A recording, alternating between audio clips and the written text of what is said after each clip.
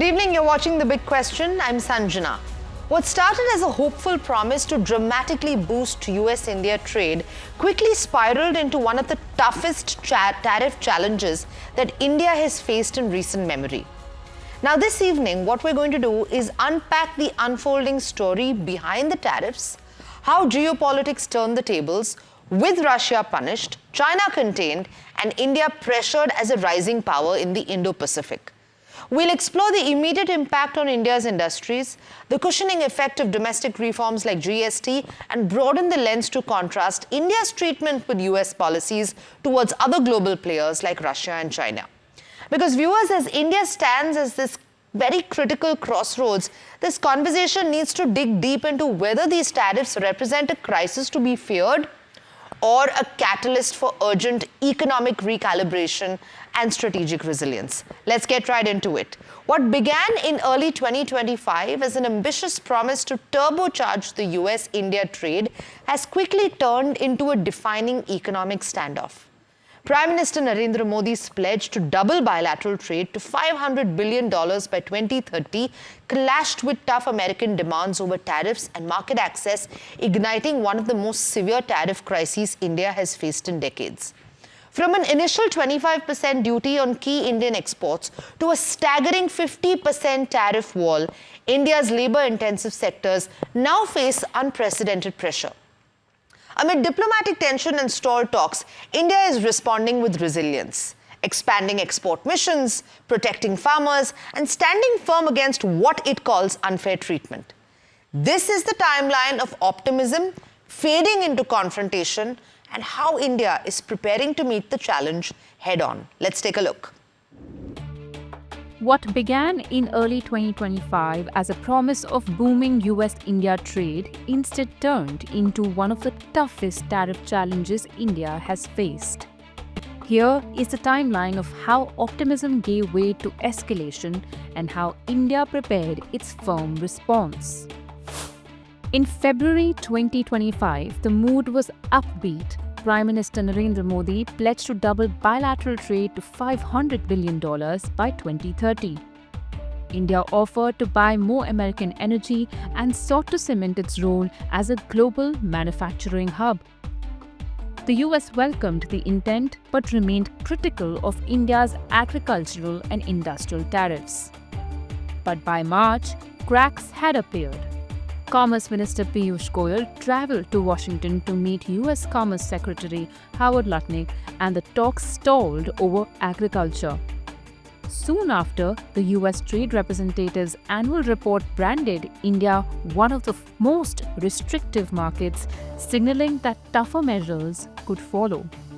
जब भारत के इंटरेस्ट को संरक्षित रखते हुए national interest will always be supreme, वो ध्यान में रखते हुए अच्छा अगर डील बनती है तो भारत तो विकसित देशों के साथ डील करने के लिए कभी भी तैयार है.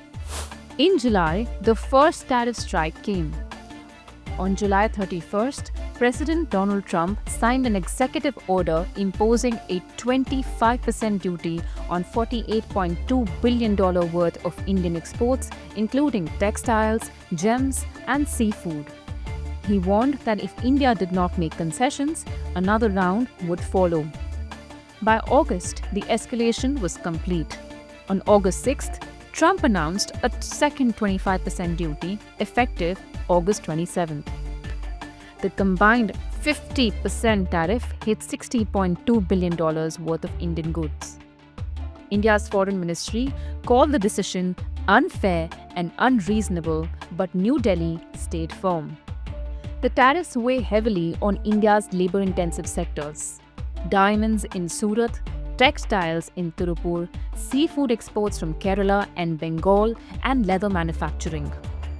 These industries employ millions, and India now faces one of the highest tariff rates in the world, comparable to Brazil, while partners like South Korea pay just 15%. India did not stay passive. In late August, the government unveiled a 25,000 crore export promotion mission to push into new markets in China, Latin America, and the Middle East. Prime Minister Modi promised to protect farmers and small businesses even as the US cancelled a scheduled August 25 to 29 delegation visit, leaving trade talks in a limbo. मेरे देश के लघु उद्यमी हो, किसान हो, पशुपालक हो, हर किसी के लिए मैं आपको बार बार वादा करता हूं, मोदी के लिए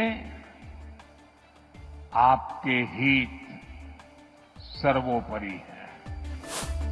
From the hope of a 500 billion trade partnership to the reality of a 50% tariff wall, India's exporters face a challenge.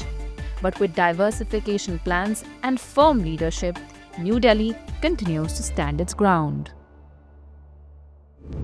As President Trump's 50% tariff on Indian goods takes effect yesterday, analysts are warning that this drastic move could shave off 70 to 80 basis points from India's GDP growth.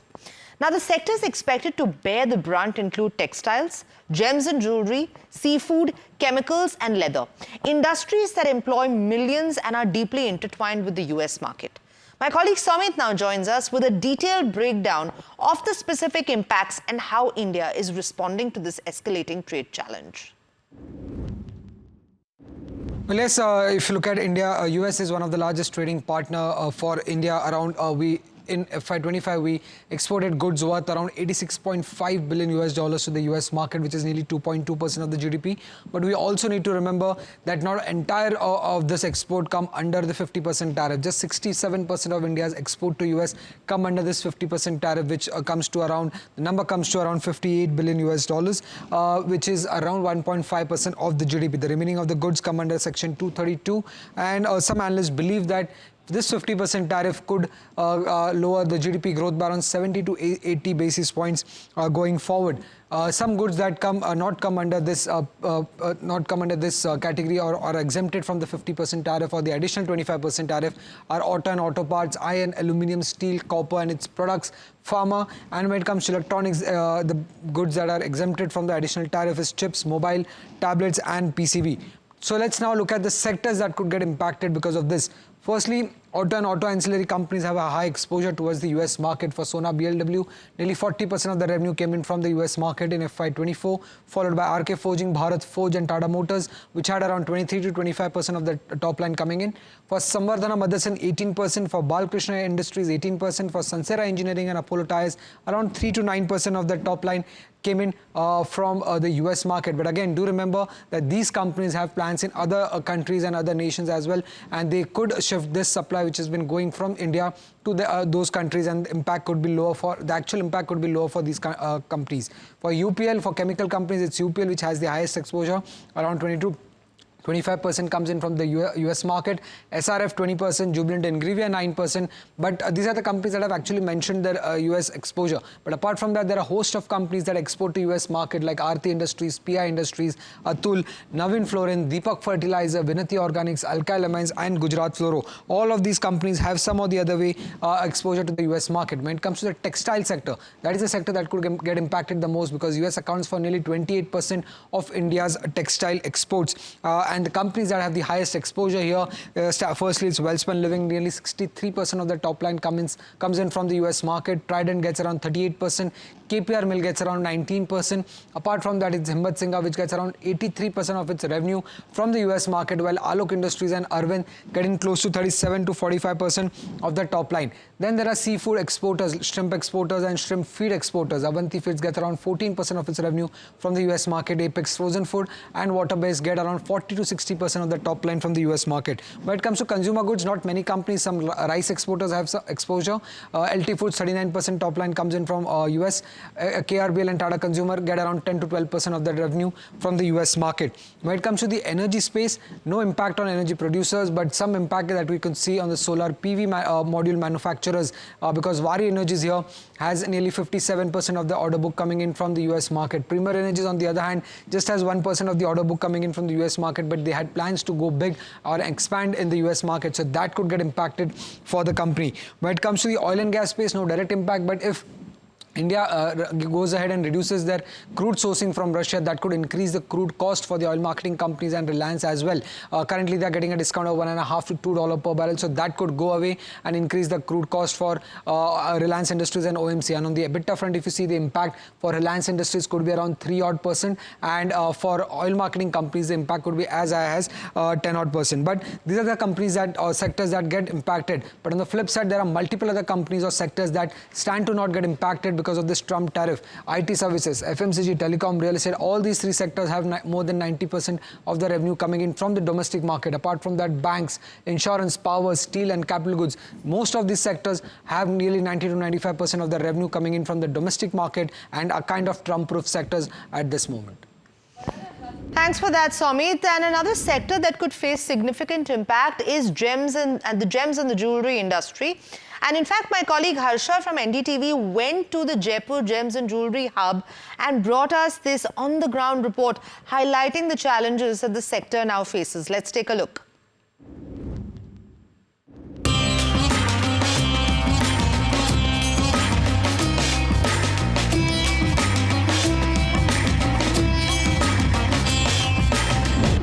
Gems and jewelry is the highest revenue earner for Rajasthan in terms of foreign exchange, much more than tourism.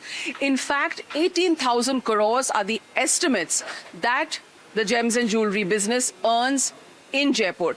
And of that, about 3,200 crores is the US market, which is about 20% of the total export. I have with me Alok ji, who is the president of the Jaipur Jewelers Association.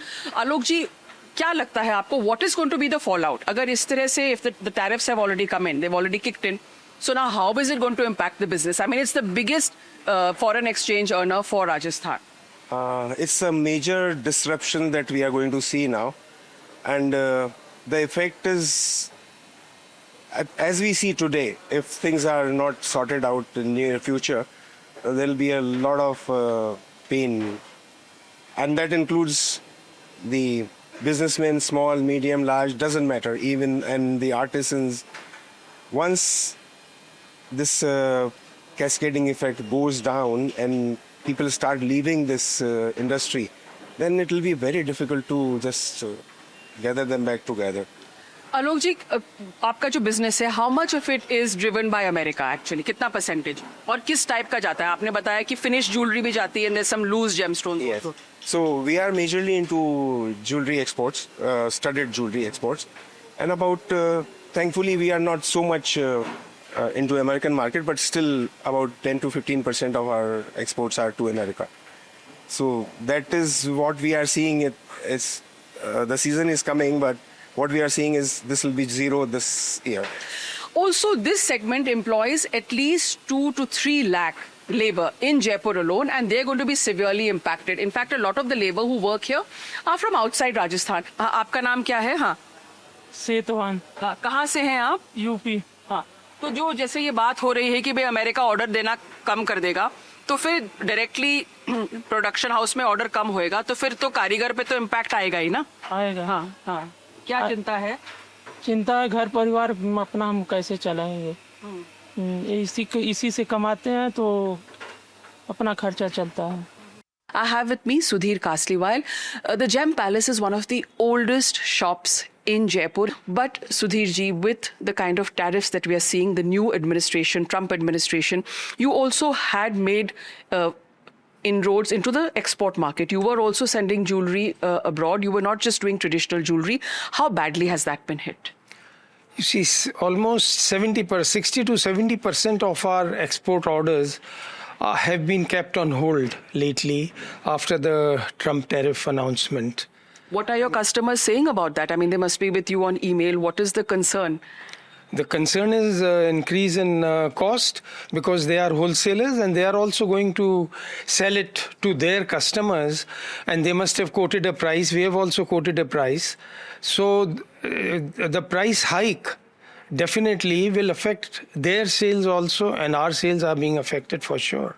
So 60 to 70% of export orders is a huge hit for any business to take. Also, Jaipur is also a thriving tourist industry. And a lot of tourists who come here also come shopping. They come to buy gems and jewelry. In fact, it's always on the shopping list of every tourist who comes in, especially the upmarket tourist. So will they also be affected? Do you think domestic sales to tourists, foreign tourists will also be affected?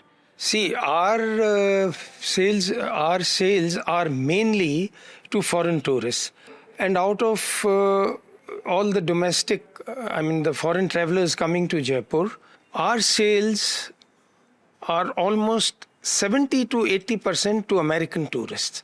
They are our big buyers.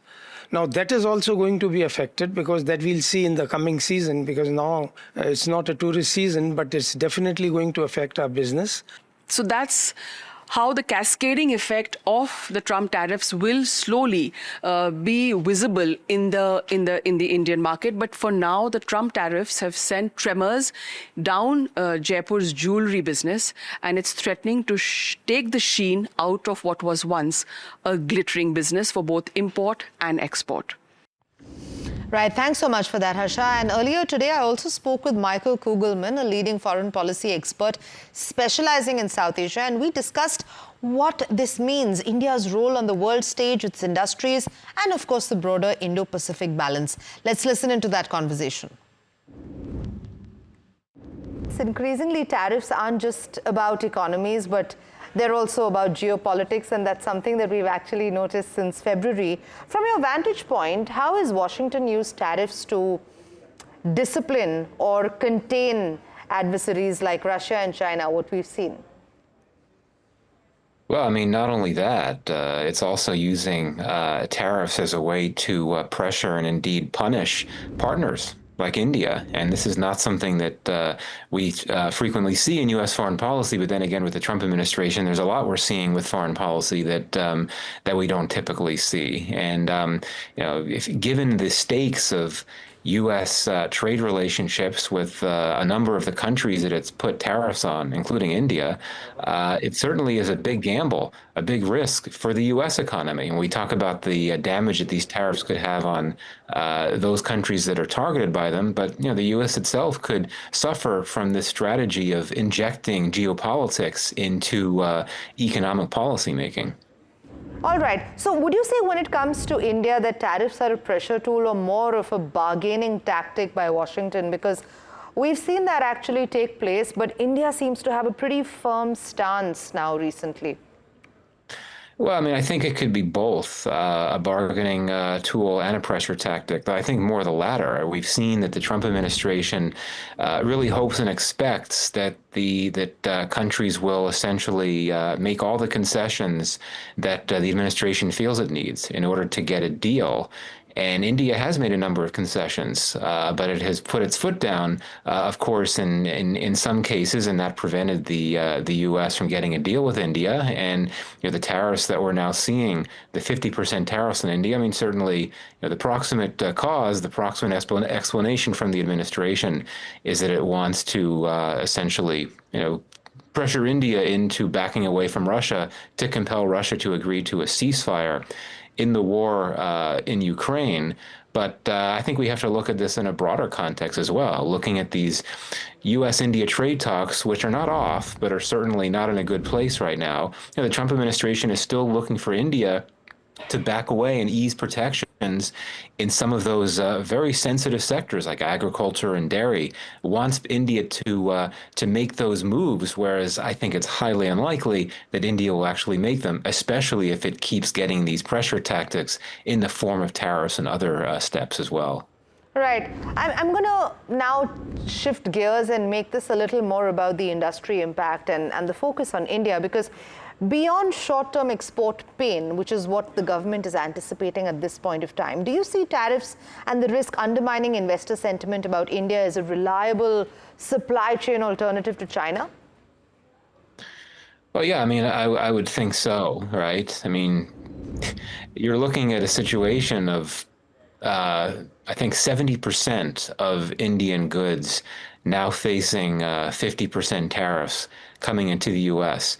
That's a lot of goods, right? Given the nature of the U.S. India trade relationship, and I think that investors couldn't help but be concerned about that. And I would argue that the private sector, the U.S. private sector, has long been very sanguine about investment in India. I mean, certainly you have investors that are concerned about the investment climate in India, but on the whole, you've seen an upsurge in optimism from the investor community wanting to deploy capital in India.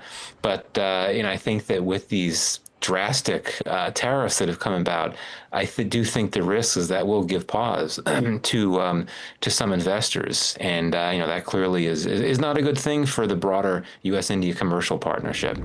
Okay, so then do you think that these tariff confrontations could accelerate or expedite India's pivot towards trade with Southeast Asia, Africa, or even the BRICS, and potentially strengthen the BRICS some more?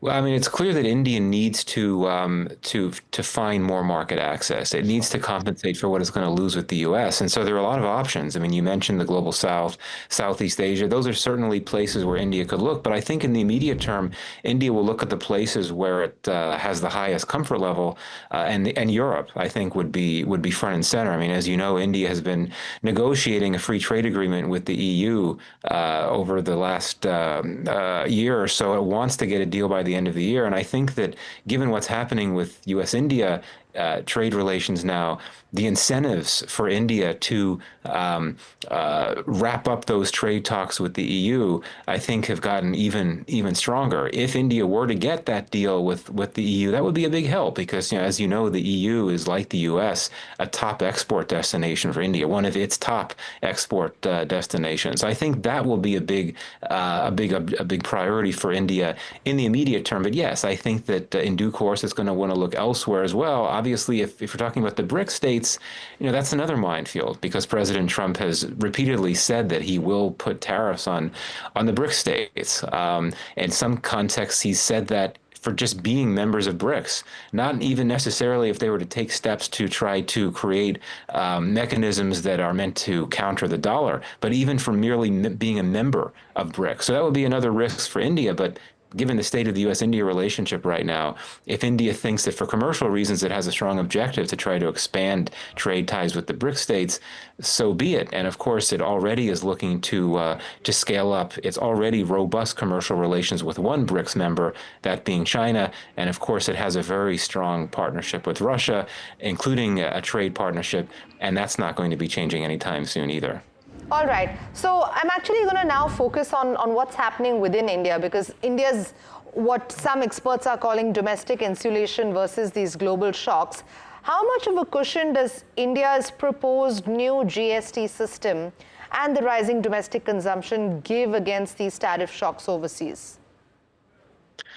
Well, I mean, it's tough to say, especially because we don't know how long these U.S. tariffs will be in place. I mean, the administration could cut them down, it could reduce them, even if India does not do anything in response. So I think it's hard to say at this point. But if you look at the overall economic health of India, it's quite strong. I mean, I do note that we've had periods of uneven growth in recent months, but on the whole, I mean, India's long-term growth trajectory is strong. I mean, according to the IMF, it still is the it's the fastest-growing major economy. So I think that these initiatives that you just referred to, I think that they certainly would not hurt, in the sense that India's economy is resilient because of its strength. So it can be resilient in the face of these tariffs, but we have to see how long these tariffs will last, and we just don't know at this point.